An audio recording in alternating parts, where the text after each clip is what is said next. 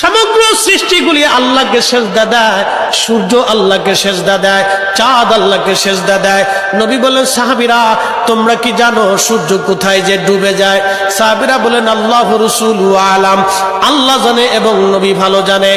আল্লাহ নবী বললেন, সাহাবীরা রে, সূর্য যেতে যেতে আরশে মুআল্লার নিচে যায় আল্লাহকে সেজদা দিয়া সুবহানা রাব্বিল আলা বলে সূর্য পড়তে থাকে, আর সুবহানা রাব্বিল আলা বলে সূর্য তাসবিহ পড়তে থাকে, আর বলে, হে রব, আপনি যদি অনুমতি দেন পৃথিবীবাসীর জন্য আবার আলো নিয়ে ফিরে যাব, আর অনুমতি যদি না দেন আমি আপনার কুদরতি কদমে সেজদায় পড়ে পড়ে কাঁদতে থাকবো।